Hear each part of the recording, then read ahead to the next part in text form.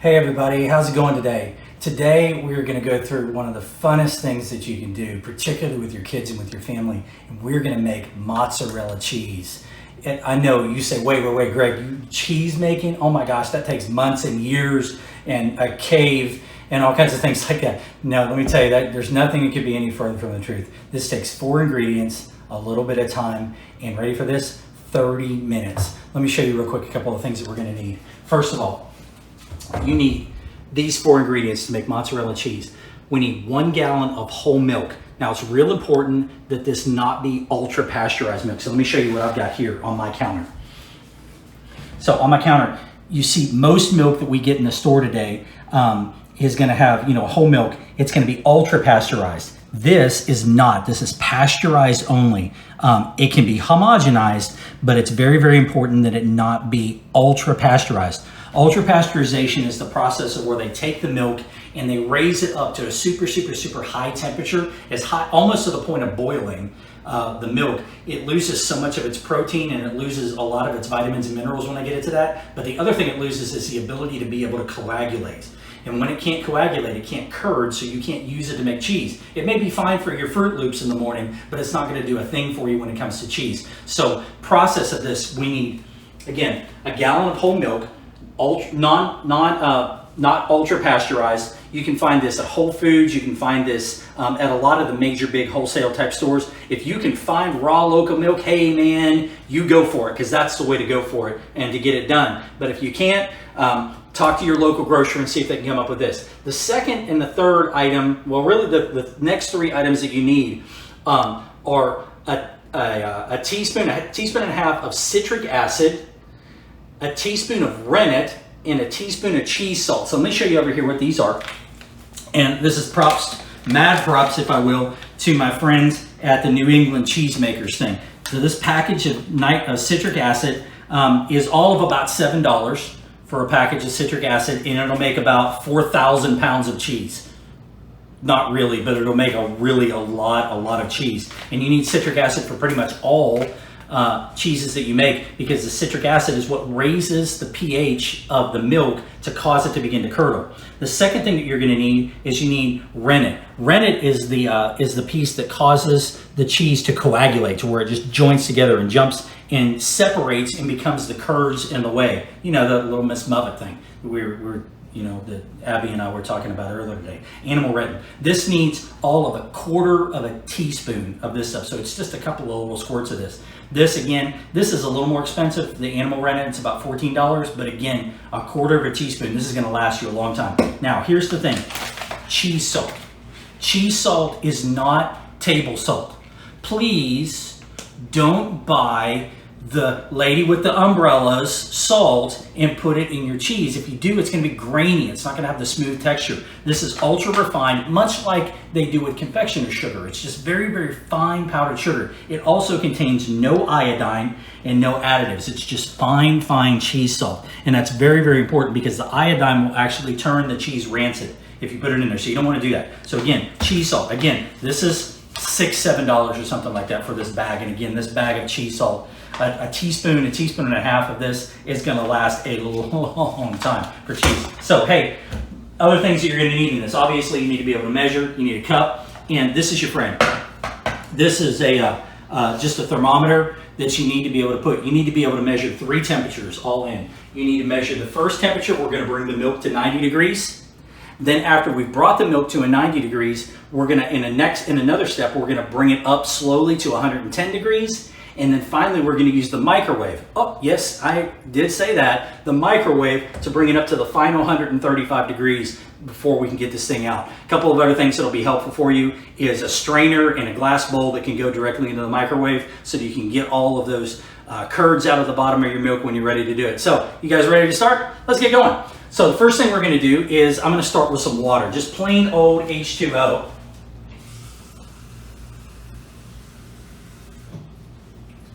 I'm going to take 1 cup, and again, I'm going to go in for my citric acid. Open my package up here. Remember, keep this stuff pretty. So again, half. You know it's going to be a math lesson too. 1, 1.5. Give it a quick little stir. And that's really it. Now, what I'm going to do here is I'm going to go directly into the bottom of my pot. You need a good size stock pot of some kind to be able to do this. The rennet needs to go in, or the citric acid goes in first before the milk, so that when you pour the milk in very quickly, it'll run it around in there and get everything moving pretty quick. So I'm going to pour this in and let that really get after it. While I'm doing that, I'm just going to turn my stove on. Oh, I'm making a mess. It's all right, nothing we can't clean up. Pour my milk in, pour my milk in, pour my milk in, and done. So this recipe is going to make for us a total of about, it's going to make a total of about a pound of cheese. So the proteins in the milk are going to actually provide for about 12% of the total milk that's here. So now that I've got that in, I'm just going to grab my whisk here. I'm going to give it a quick stir.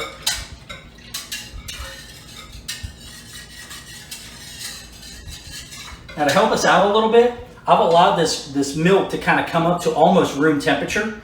There's no sense in starting milk at 40 degrees if all you're doing is going to 90. So we might as well bring it up slow. So I've poured the acetic acid in, and you can see it's already starts to curdle just a little bit even as we pour it in there. So I'm going to put a little bit of heat to this. You don't want this to be a rip snorter. You just want to put some heat to it. If you look at the little dial here, it's got, from 2 to 10. I'm on about 5 over here. So we're in a good medium heat on this thing. It's, to quote Emerald from, back in the day, there's a reason that this has these little things on here. You don't have to take it all the way to high every time. You can use this down here. So I'm just using a nice mild heat to bring it up. Now, I got to know when I'm at 90 degrees. So what I'm going to do is I'm going to take my little temperature probe here. I'm going to run it through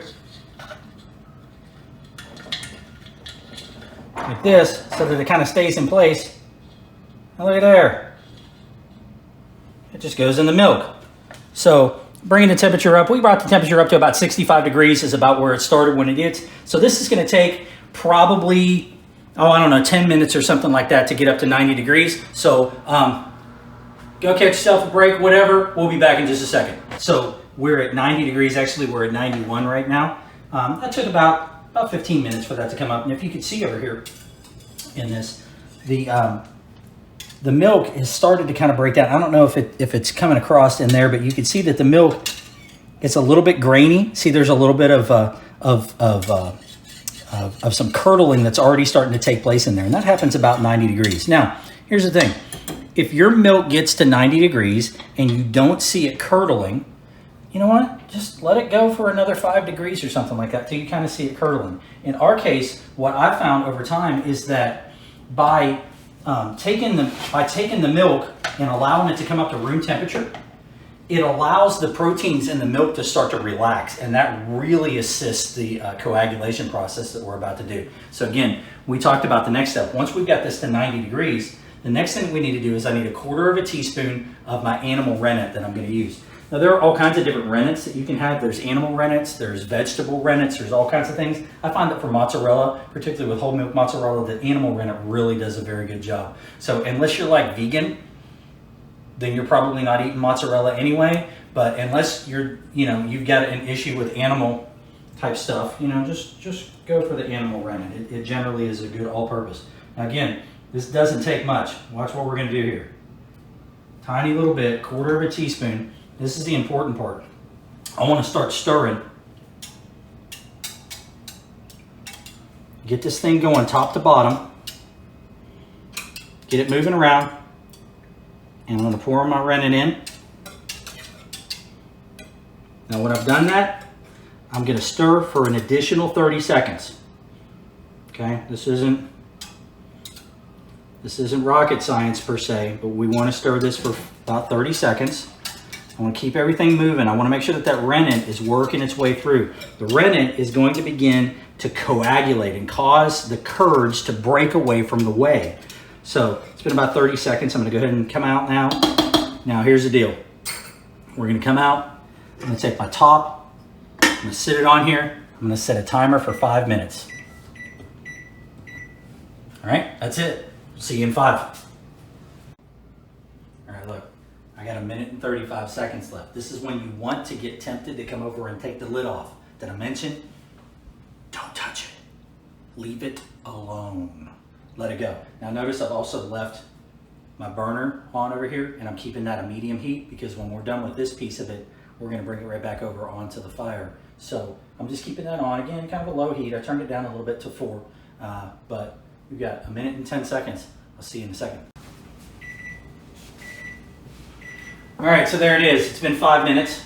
I'm gonna stop this so it'll shut up. Okay, really. All right, so it's been 5 minutes.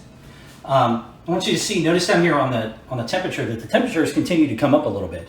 We've come up to 97 degrees where we started at about 91. So that's, you'll always hear me talk about carryover cooking. Anytime you're cooking, particularly with any cookware that's any good, it's gonna retain enough heat to allow it to continue to rise up a little bit. So that's what you're seeing here in this. Here we go. Ready for this? Say, ooh, ah. So we look down in here and we see that it still looks just like milk, right?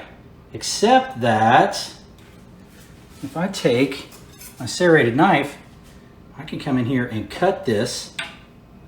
You see how that's cutting? I'm gonna go ahead and I'm gonna make some little cross hatches right in here. In this. Just cut a pattern in here.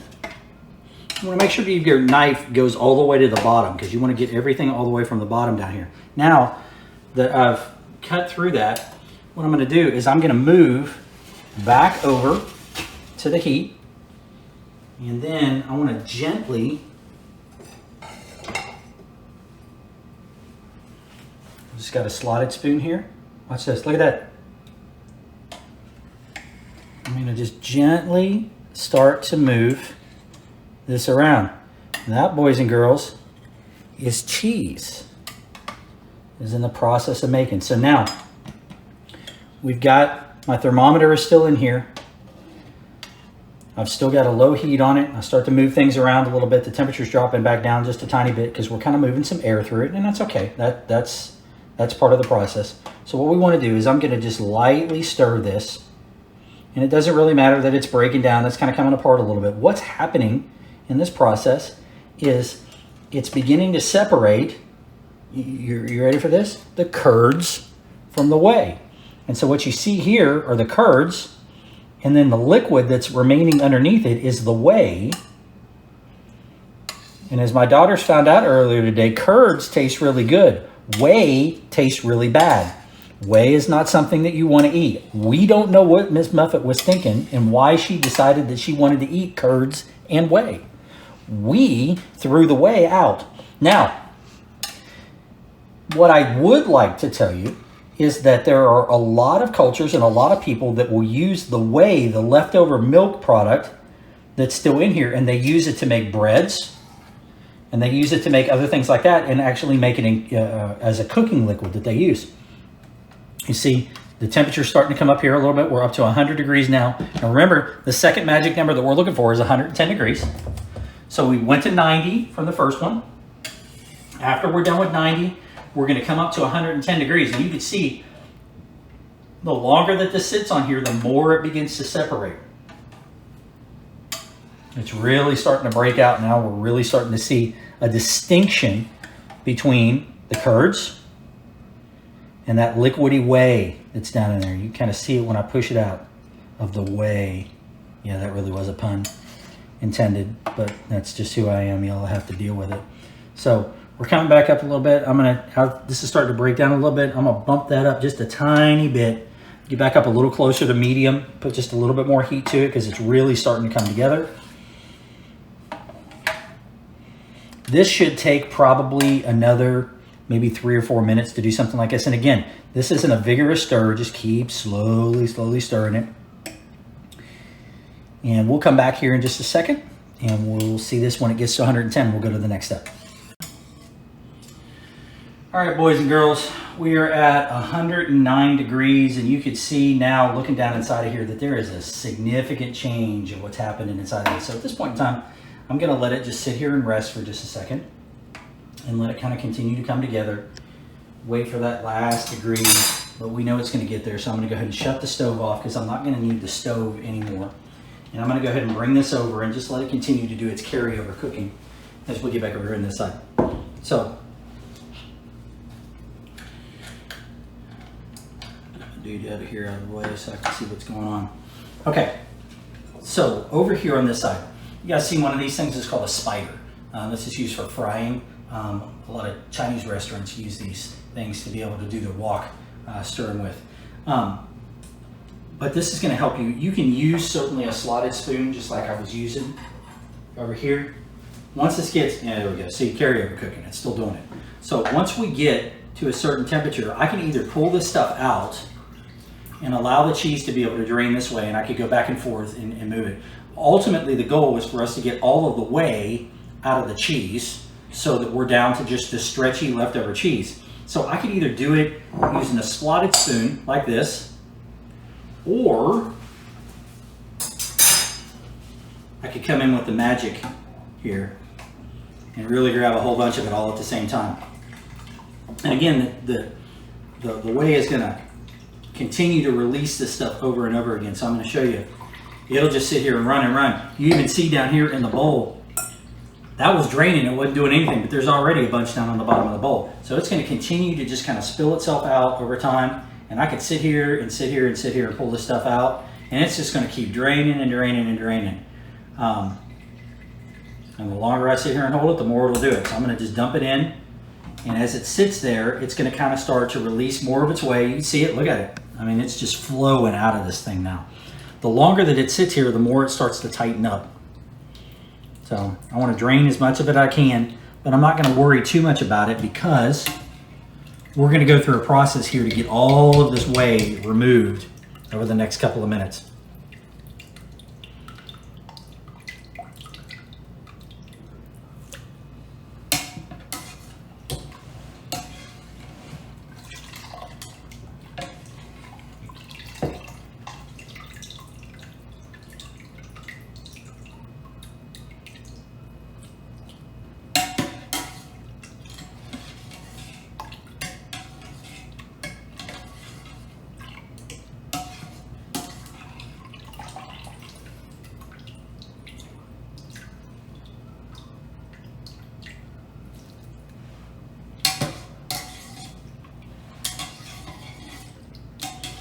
Get as much out as you can. You're probably not going to be able to get it all out because there's just some of the pieces that are just smaller than the holes that you've got to work with, but you want to get most of it.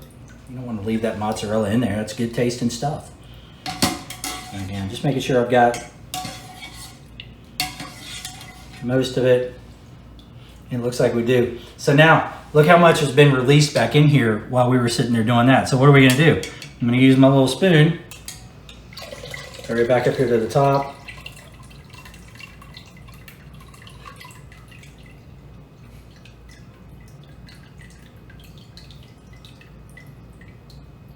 Keep pouring, keep pouring. Let it sit. Now watch, it'll just magically start to show back up again. You see it down there at the bottom. So this takes a couple minutes, but you can really kind of start to hurry some stuff along a little bit by going back after your spoon and starting to press on this a little bit. This is where we really want to start working and pressing this whey out of the cheese curds.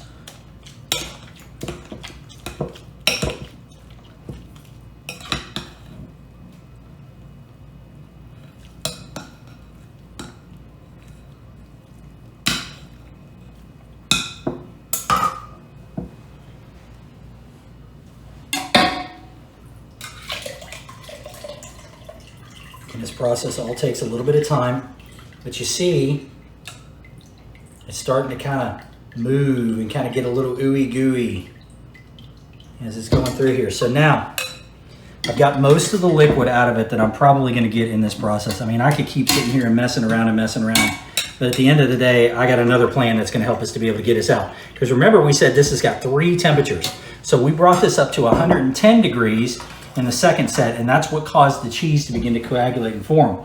But the third one is to take it to 135 degrees. So what I'm going to do right now is I'm going to take my little measure. I'm going to come back out of here with it. And I'm going to take a quick measurement of the internal temperature of this. And we are still at, a little over 100 degrees where we're currently at right now. But I need to get 102. So I need to get this to 135 degrees for it to be right. And that's where the cheese is going to really start to get stringy and really start to pour. So I'm going to give one more little strain here for the cheese. And now, just exactly like this, I'm going to go into my microwave on high for a minute. Okay? So here we go. Okay, so sometimes you've got to have your daughters, finish the microwave job where they've spilled butter all over the place and you made them clean the thing, because it's important that you have the little rolling thing back in there when we do. So again, we're going in the microwave on high for a minute, and we're going to let that roll. So while it's doing that, let's talk salt. And I'm going to move this over here out of the way, again, all pun intended. So salt.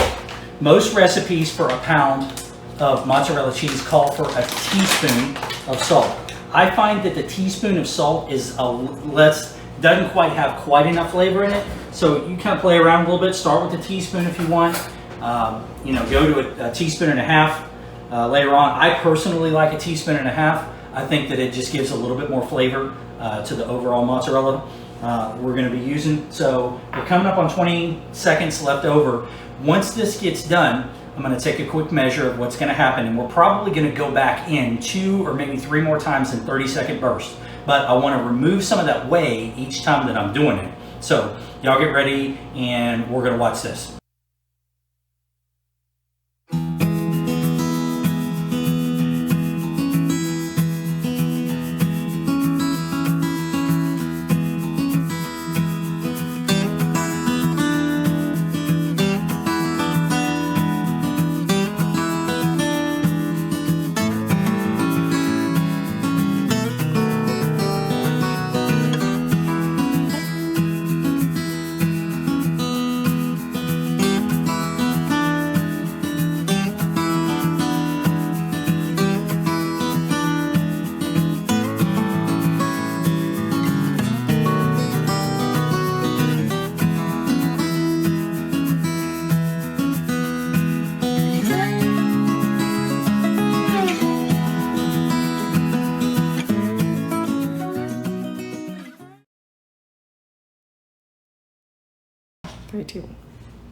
Okay, so we've got it now at the final temperature where it needs to be. It only took a couple of times to do it this time. We still got a little bit of whey back in here, so I'm going to give this one more squeeze to get the stuff out. But boy, do you see how much now that it's starting to really kind of resemble that stringy mozzarella cheese that everybody wants. Okay, so what we've got to do at this point in time is we've got to add the salt.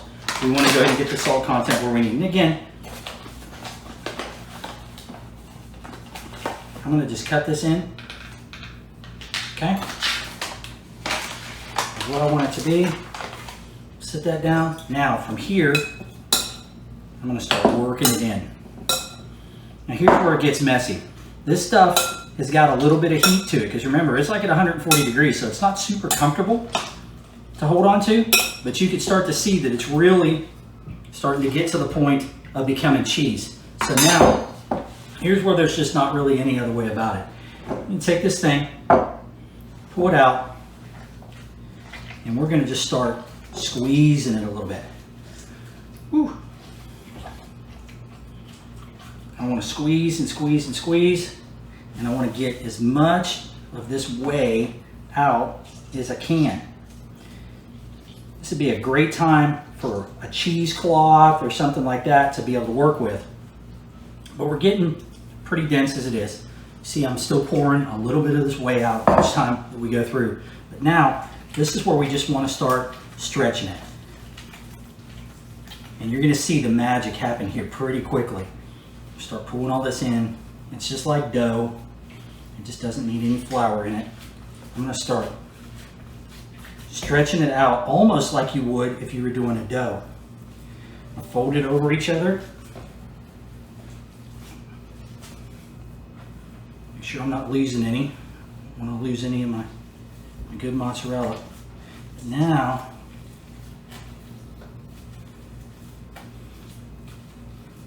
You see, I'm just folding it in on top of each other.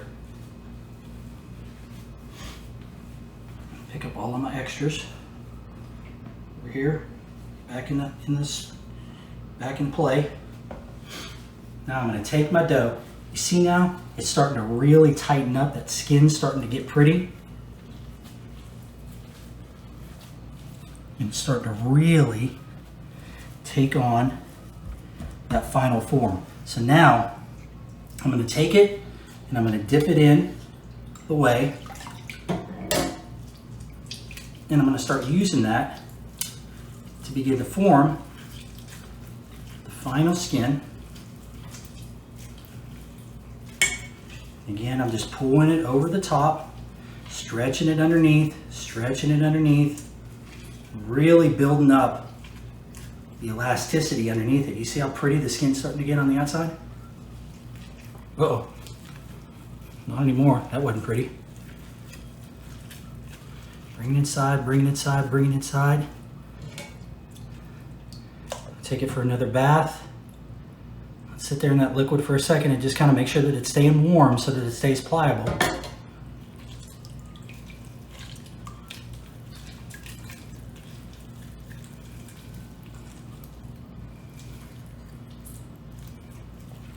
And there you go, boys and girls. There's a ball of fresh mozzarella. It really is good. Now, you can eat this exactly like it is right now. You can serve it fresh exactly the way it is, or you can wrap it in plastic wrap and it will stay in your refrigerator for up to a week at a time. But if y'all are ready, let me show you something cool that you can do with this thing. All right, so we're back. So we've got our fresh mozzarella that we just made, and I want to show you what you can do with this that will make everybody in your house completely happy. You ready for this? Again, very simple of all things. I've got a fresh tomato that came off of our tomato vines in the back. I've got some basil that came off of our basil plants in the back. And again, if you guys aren't doing this for yourself, you need to. You can certainly buy this stuff at the store. Just make sure you get a tomato that smells like a tomato. If it doesn't smell like a tomato, it's not going to taste like a tomato. So don't be afraid to sniff your groceries. You know, be a dog when you're going into the produce section. It's okay. So here's what we're going to do. We've got finishing salt. Again, everything we're here is the high quality ingredients that we're going to use because this is all finished product that we're doing. So I'm going to start with my tomato. I'm going to take just a couple of slices of my tomato.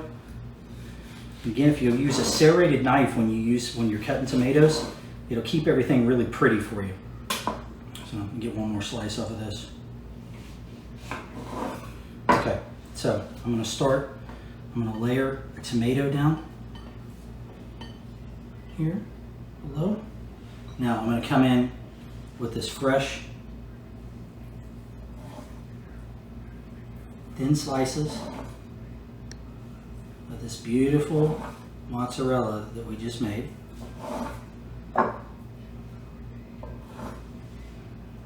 Layer. Look at that. Just comes right apart. I'm going to layer that. Oh God, that's so good. Now I'm going to come in. I'm going to tear some basil.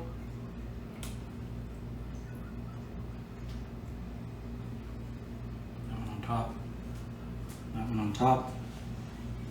Now, I'm going to come in with some finishing salt. Tomatoes always want a little bit of salt. A little bit of fresh cracked pepper in here. Don't be scared of this. It's flavor. You want some flavor in here. Now, good quality extra virgin olive oil. This is the finishing stuff. So you want the good quality stuff here. And you're doing this as a salad, so you want to drizzle a little bit of this over here. Here we go. You see, I don't need a whole lot, but you want each one to be happy. You don't want them to feel like they've been left out.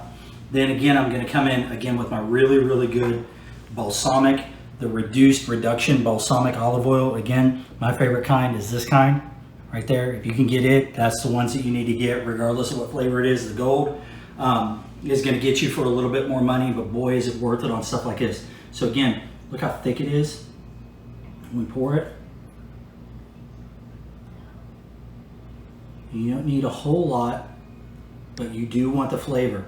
That right there is a plate of Italy. That's what Italy is all about. It's simple products that are grown directly out of your garden. This is a plate of summer. It's a plate of everything that you want and everything that you're going to enjoy. I hope you guys will try this recipe, try it with your kids, and then take this with a little glass of that vino later on during the evening. Oh my gosh, it'll make you happy.